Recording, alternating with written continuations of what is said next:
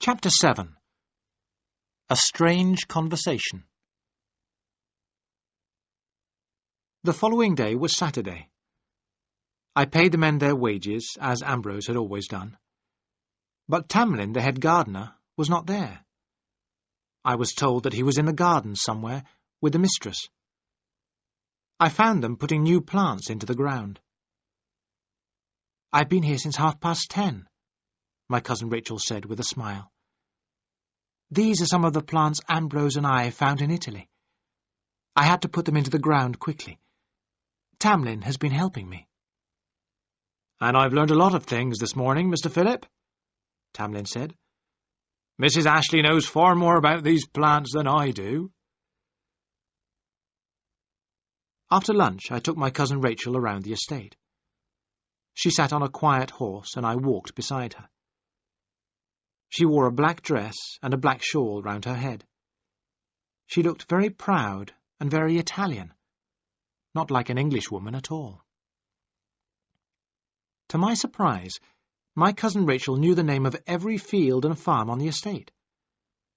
As I walked by her side, we began to talk about the gardens of my cousin Rachel's villa.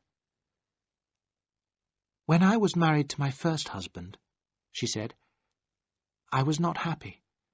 So I spent my time planning the gardens of the Villa Sangaletti. I would like you to see them, Philip." I looked up in surprise. Didn't my cousin Rachel know that I'd been to Florence and seen the villa? I thought my godfather had told her in his letter. I began to speak, but the horse moved on, and it was too late. I was very quiet on the way home. After dinner, we sat down together by the library fire. My cousin Rachel was sewing. I smoked my pipe and watched her hands moving quickly. They were small, white hands, and she wore 2 rings on her fingers. "Something is the matter, Philip," she said at last. "What is worrying you?" "Did my godfather tell you I had been away?" "No." "I didn't hear of Ambrose's death from Signor Rinaldi's letter," I said slowly. "I found out about it in Florence, from your servants." My cousin Rachel gave me a long, strange look. "You went to Florence?" she said. "When? For how long?"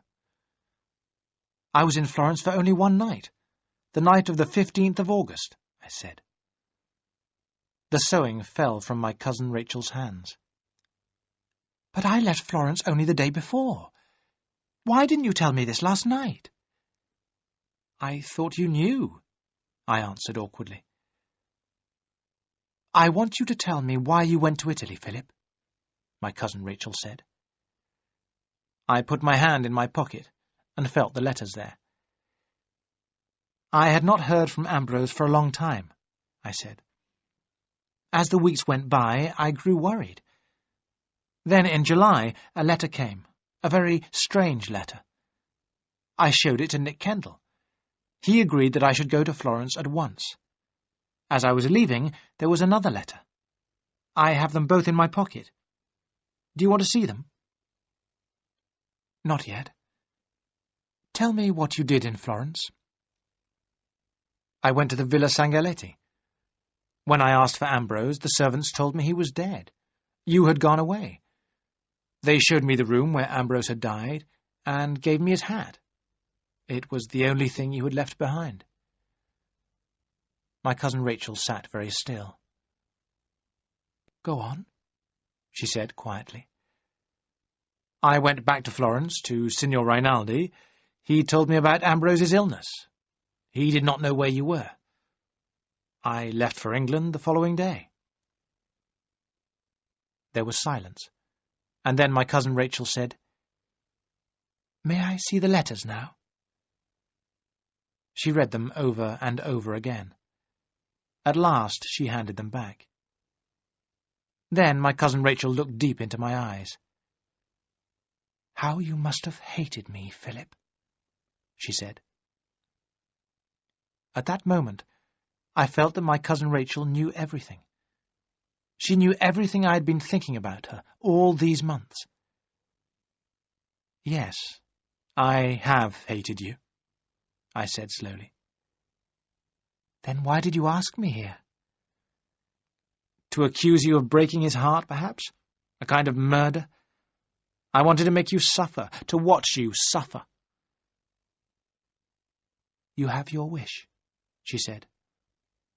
Her face was very white, and her dark eyes were full of tears. I stood up and looked away. I had never seen a woman cry before.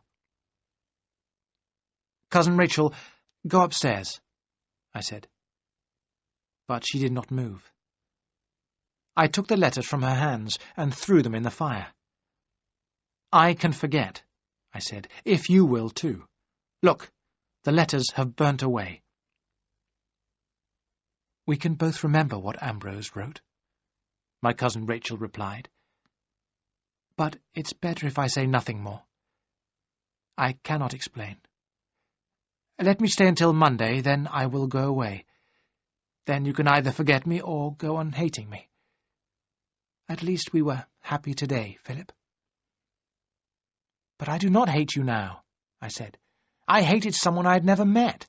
Even before those letters came, I hated Ambrose's wife because I was jealous. Ambrose is the only person I have ever loved. You took him away from me, and I was jealous of you. Love can do strange things to people." "I know that," my cousin Rachel answered. "Love did strange things to Ambrose, too. He was 43 when we met, and he fell in love. He was like someone who had been asleep all his life. His love was too strong. It was too strong for me and too strong for him. It changed him, Philip." "What do you mean?" I asked. "Something in me made Ambrose change," she replied. "Sometimes I made him happy. Sometimes I made him sad.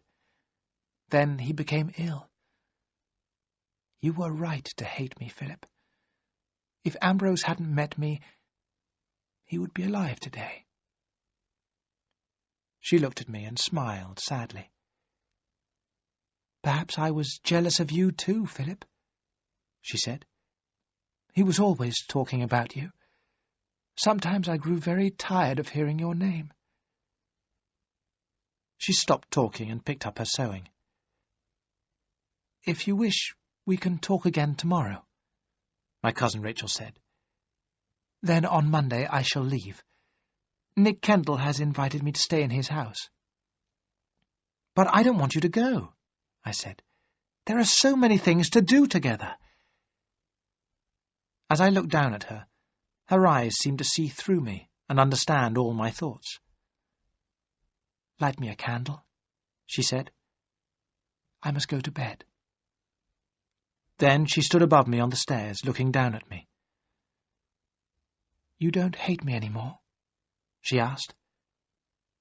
"No. And are you still jealous of me, or is that forgotten too?"